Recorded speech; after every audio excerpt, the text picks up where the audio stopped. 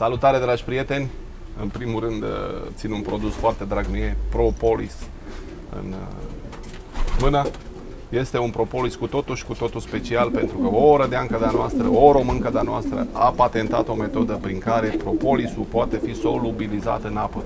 Iar acest propolis nu este tinctură de propolis cum suntem obișnuiți, este pur și simplu propolis în proporție de 30% solubil în apa de băut complet.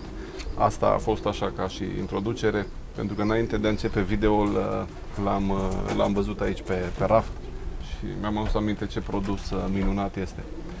Ce vreau să vă spun este cu totul și cu totul inedit. Poate unul dintre voi a spățit, mie mi s-a întâmplat pentru prima dată în viața mea. Sâmbătă am dus porumbei la un antrenament de 30 de kilometri. M-am trezit ca și sâmbătă dimineața, pe la 8, porumbei erau prinși de neasătac și aveam seria 1 de pui, 32 de pui, seria 2 de pui, 44 de pui. Și am dus porumbei spre Salonta. Am dus-o pe Tania, pe fiica mea, la biserică și pentru că este în zona sudică a orașului, am zis, măi, nu mai mă întorc, mă duc până în vamă, stau la coadă în vamă, n-are niciun sens. Eu nu prea cred în astea cu direcțiile de zbor și cu să duci porumbei pe direcție și toate lucrurile astea, pur și simplu nu le cred. Am dus porumbei spre Salonta, la câțiva kilometri de Salonta, am găsit un drum în stânga, m-am dus, am stat vreo 10 minute și am lansat porumbei. Am lansat porumbei la ora 9:38 pentru că, deși era cald, la fel cum este și acum, am zis că 30 de kilometri e o nimica toată. Ei bine, n-a fost așa. Când am ajuns acasă nu aveam nici măcar un porumbel sosit.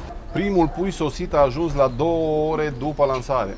2 ore după lansare, incredibil. Și au început să sosească puii cu intervale 15-20 de minute, o jumătate de oră.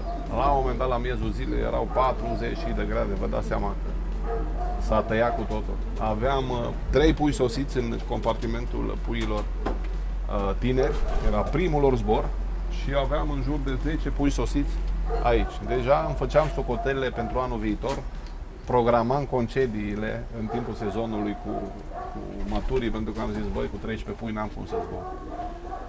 Peste toate astea, în jurul orei 6, a început o furtună de zile mari care a ținut vreo oră și am zis, băi, și care săracii ar mai fi vrut să vină pe furtuna asta, n-au cum să vină.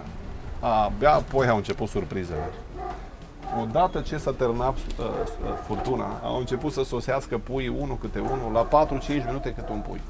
Deci ziceai că asisti la un concurs de maraton, la care porumbei au început să vină undeva între 7:30 și 9 și seara aveam aici 23 de porumbei din 32, iar acolo aveam 14 porumbei. Incredibil! Duminica au continuat să vină. În compartimentul puilor mici sunt în acest moment 33, sper că nu greșesc, din 44, iar aici s-au întors toți porumbei. Unde au fost? Ce au făcut? Nu o să aflăm niciodată. Dar a fost o experiență, ce să vă zic, terifiantă la început, cu bucurie după, nici nu știu cum să o iau.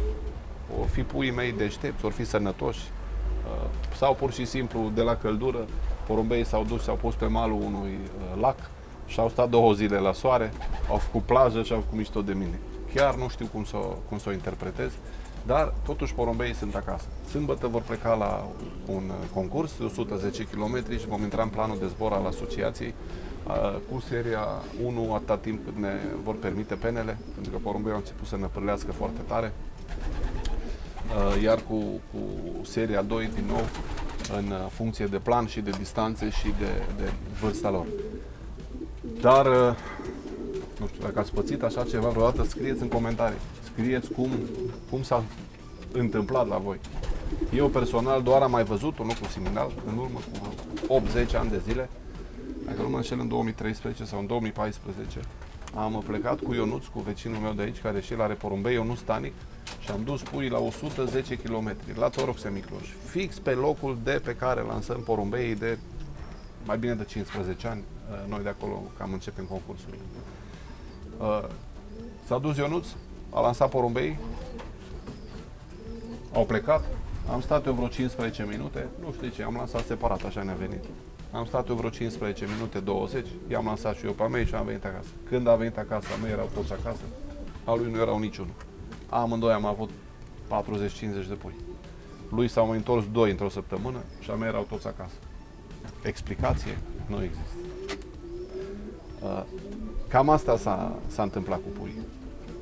În schimb, ce am observat în acest an, starea de sănătate a puiilor noștri, cel puțin a celor din prima serie, este foarte, foarte bună. N-am avut nicio problemă cu adenocolii, n-am avut probleme majore. În schimb, am aplicat un lucru pe care l-am învățat la Iuri de Blanc. Porumbeii de aici au 5 vaccinuri, sper că nu greșesc, 5 sau 6. Am început cu la sota picături când erau încă în pui, 4-5 zile înainte de înțărcare. Vom schimba la sota, pentru că nu mi-a plăcut cum acționează. Sunt destul de nemulțumit, pentru că am văzut câteva episoade scurte de Paramixo. Adică voi începe cu vaccin normal, după care au avut 3 RP-uri și un PHA, iar cei de acolo au 4 vaccinuri, la SOTA, RP, Diftovac și PHA.